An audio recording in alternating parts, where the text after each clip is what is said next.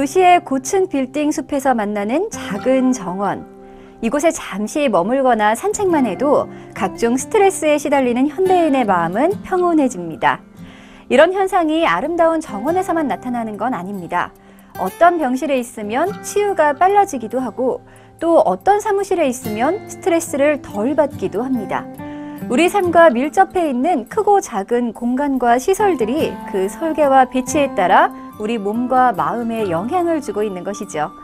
오늘 한 권의 책은 우리 삶의 공간을 마음과 뇌, 힐링과 행복이라는 관점에서 새롭게 발견할 수 있게 해주는 책, 공간이 마음을 살린다입니다.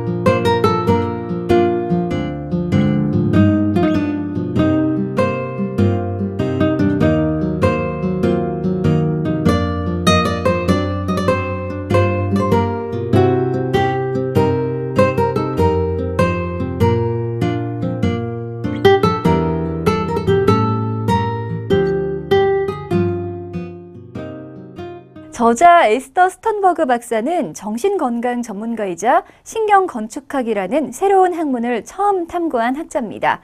신경건축학은 공간과 건축이 인간의 뇌와 몸에 미치는 영향을 측정하고 이를 토대로 더 나은 건축을 탐색하는 학문 분야죠. 스턴버그 박사는 이 책에서 우리를 신경건축학의 세계로 초대하며 우리가 어떤 공간, 어떤 장소에 있는지가 우리 삶에 매우 중요하다고 말합니다. 그 첫머리에 나오는 한 가지 예가 바로 1980년대에 이루어진 한 연구입니다. 미국의 로저 울리히라는 의사가 병실 창밖으로 보이는 풍경이 치유에 영향을 줄 수 있음을 입증하는 기념비적 연구 결과를 발표한 것이죠.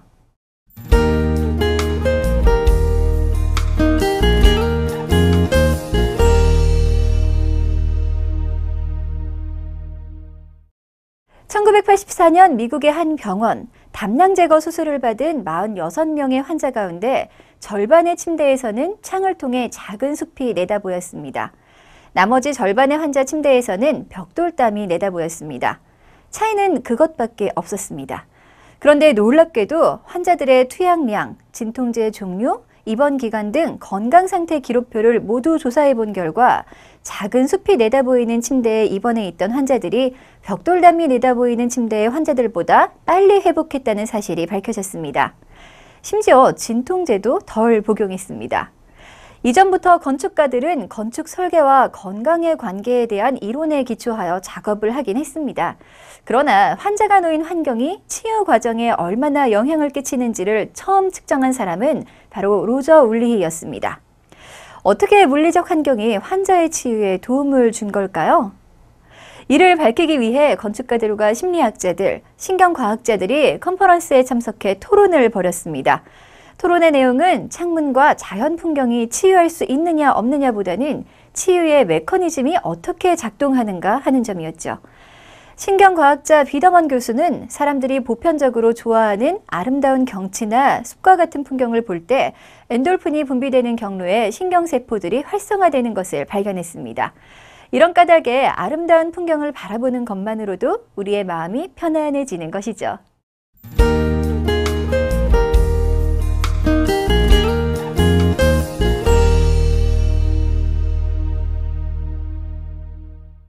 우리가 사는 도시는 대부분 회색을 띤 건조한 풍경입니다.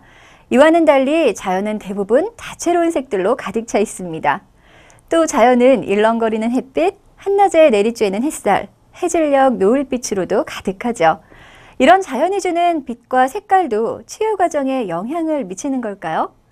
스칸디나비아 반도 국가들은 우울증 환자 비율과 자살률이 높습니다. 긴 겨울과 북극지방의 긴 밤을 원인으로 꼽는 사람들도 있는데요.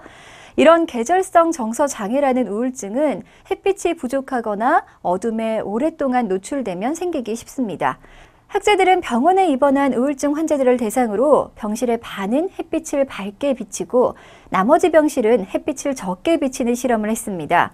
그 결과 햇빛이 잘 드는 병실의 환자들이 입원 기간이 훨씬 짧았죠. 빛은 사람의 기분, 행동을 변화시킬 뿐 아니라 면역 체계에도 영향을 주고 있는 겁니다.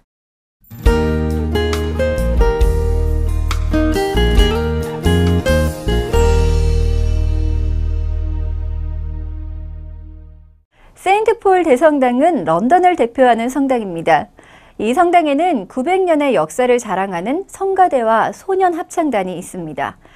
지금으로부터 4세기 전 건축가 크리스토퍼 랜경이 세인트폴 대성당을 처음 설계할 때 성당에 소리를 포착해 설계했는데요. 이 건축가 덕분에 성가대가 연습하고 있을 때 멀리 떨어져 있어도 돔의 꼭대기까지 울려 퍼지는 수정처럼 맑은 카운터 테너의 목소리를 들을 수 있게 된 것이죠. 20세기 초 모더니즘 건축가들은 밝고 공기가 잘 통하는 건물을 만들기 위해 노력했습니다. 오늘날 이런 원칙들이 병원을 건축할 때에도 적용되고 있는데요. 마음의 평온함을 유지하도록 자연 풍경을 볼 수 있게 하고 치유에 알맞은 햇빛과 색채를 제공해 줍니다. 스턴버그 박사는 사람들은 누구나 자신을 위한 치유 공간을 만들어낼 수 있다고 말합니다. 이 세상 어디에 있든 바쁜 일상에서도 잠시 시간을 내서 나뭇잎 위에서 반짝이는 햇빛을 보고 자연의 소리와 꽃향기를 맡으면서 자신만의 작은 정원을 만들어낼 수 있죠. 공간이 마음을 살린다. 이 책은 우리가 숨쉬고 살아가는 공간이 우리의 몸과 마음에 영향을 미친다는 상식적인 믿음의 심리학적 연구 결과와 과학적 근거를 제시해주고 있는데요. 저자는 이를 통해 집과 정원, 놀이동산, 도시로 시각을 넓혀가며 좀 더 근본적인 치유의 가능성을 제공하는 공간에 대한 새로운 시각과 함께 건축과 심리학에 관한 폭넓은 통찰을 우리에게 선사해주고 있습니다.